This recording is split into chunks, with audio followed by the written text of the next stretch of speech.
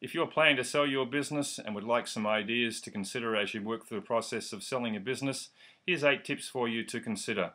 The first is have a reasonable listing price.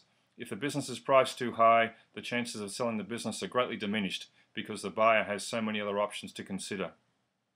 Be prepared to negotiate. If you're not willing to negotiate on the purchase price, the buyer will go elsewhere, again, because they have other options they can look at.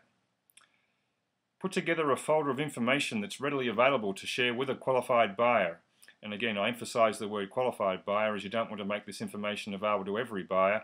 But once you start meeting and talking with a qualified buyer, it's important to have a packet of information that's available that answers a lot of the financial questions and other sensitive information that they need to work through to continue their interest in buying the business. Another important thing is to run the business as usual. Selling a business can be a complicated process, and so that's the value in having a third party help you with that.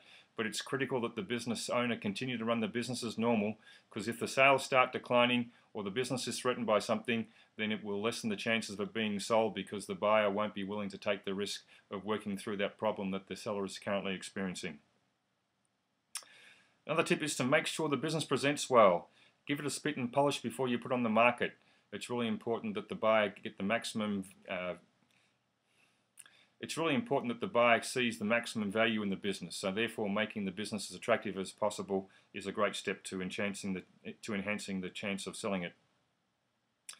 Put together a current snapshot of the financial performance of the business. Most buyers want to see the last 3 years' financial statements, and so get this information together, put it into a folder, but most importantly, keep it up to date. So as the new financials of the month are revealed, the information is kept current so that the seller... Get a current snapshot of the business financials and keep them up to date. A buyer will come along and want to know what's happening with the business in terms of its trends. So if the business is declining in sales, this will be a red flag. If the business is doing well and holding sales and growing, that's exactly what a buyer wants to see. Another suggestion is that the owner of the business remove any property from the business that aren't part of the purchase price.